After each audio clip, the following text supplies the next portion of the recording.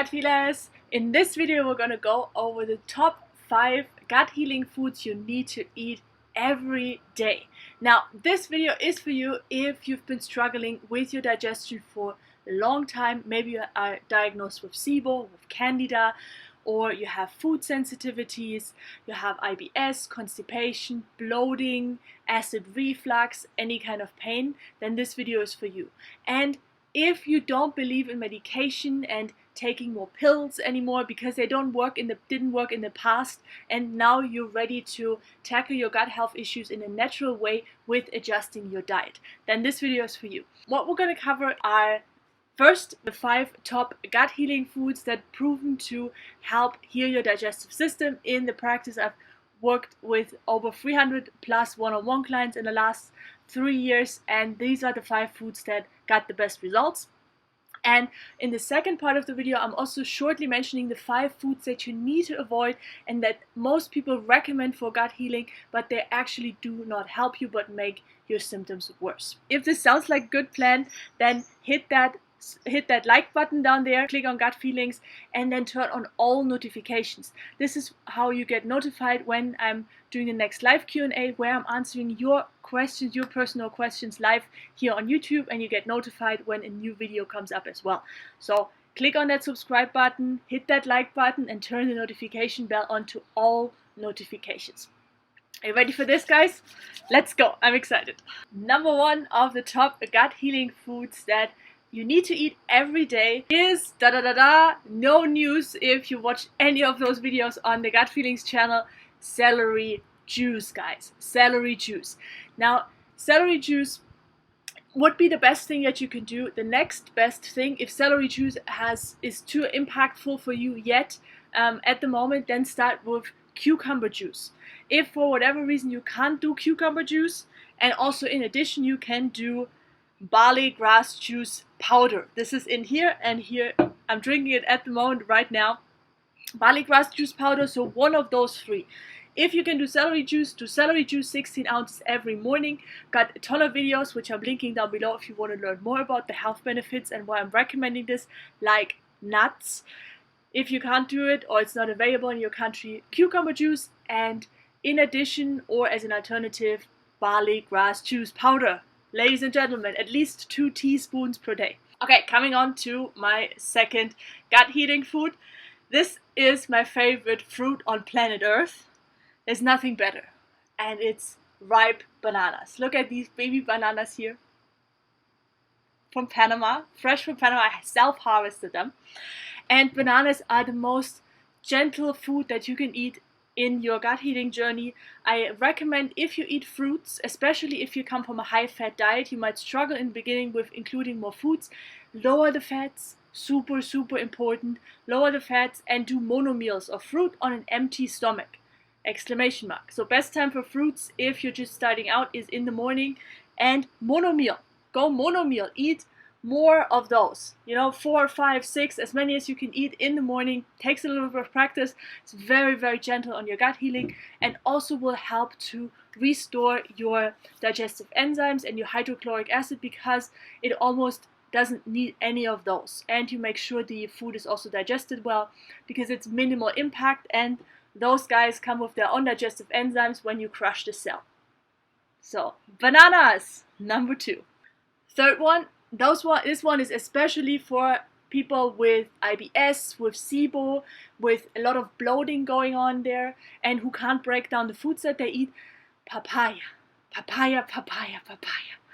Ripe papaya, and you can also include 1 teaspoon of the seeds to help the digestive process, because they contain a ton of digestive enzymes together with a lot of phytonutrients and also antibacterial and antiviral properties that you can harvest while you're eating them inside yourself as well. So papaya, same thing applies. Monomeal in the beginning and in the morning on an empty stomach, and lower the fat overall in your daily intake. This is super important in order for you to be able to include more fruits and more healing foods. Fourth one of my favorites as well. This is amazing. Those guys are amazing for restoring your intestinal bacteria and intestinal flora, super important in order for you to absorb more B12 and in order for boosting your nutrient absorption and breaking down foods easier. So the best thing to have is not probiotics, it's eating fresh sprouts. Sprouts contain elevated biotics on their surface, which actually can surpass the acidity of the stomach. Often the normal probiotics that you can buy, I shouldn't say normal because they're not normal, that you can buy in bottles, which is a lot about taking your money and not getting you better, and really are more like a crutch, like a short-term help. Those really, they only work while you're taking them, but they actually do not restore your intestinal flora because they don't reach the end part of your small intestine. This is where there is like the base camp of the good gut bacteria. So, and the sprouts, they have this film of bacteria on top of them, like all living foods, and they actually are strong enough because they are life. You know, probiotics in that bottle, they are dead. They are grown on dead stuff. So you want to make sure you get those sprouts in order to restore your intestinal bacteria, especially the short part in your small intestines called the ileum in the end part. Sprouts. Eat more sprouts. 1 cup of sprouts minimum for you guys if you want to restore your gut health. And last but not least, number 5. This one is amazing, especially if you like warm soups, if you like to just have a warm, comforting meal, especially if it's getting cooler, going into winter season, but really all year round, also easily available all around the globe, is squash. Butternut squash, all kinds of squash, pumpkin, all of that is incredibly soothing for your nervous system, for your intestinal nervous system. Is very easy to digest and actually makes you feel full and nourished at the same time. It's very easy to break down, so you don't have to worry that food is rotting in your gut and you get all kinds of neurological symptoms from that and leaky gut symptoms. So squash together with carrots, together with potatoes, is amazing meal, especially in the evening as a warming soup, but also for lunch if you need some comfort and something warming. All right, let's rinse and repeat the 5 gut healing foods. Number 1, celery juice, alternative cucumber juice or barley grass juice powder, bananas, papaya, sprouts, and number 5, squash. Now, before we come to the 5 foods you need to avoid if you want to heal your gut, your intestinal bacteria and your intestinal health, your digestion, I want to ask you if you already joined the gut healing training, which I'm offering for free at the moment, where I'm sharing with you the 3 keys that can help you to heal any types of chronic digestive issues. And I'm also sharing very personal about my healing journey, about what helped my clients to heal in a format of about 1 hour. Sorry, mosquito. In 1 hour, más o menos.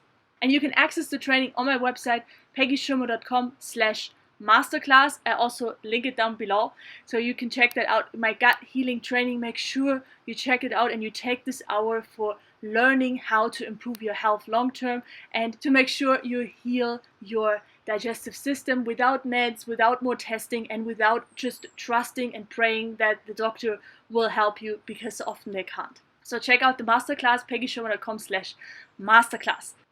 All right, the 5 foods you need to avoid in order for you to help you heal from your gut troubles.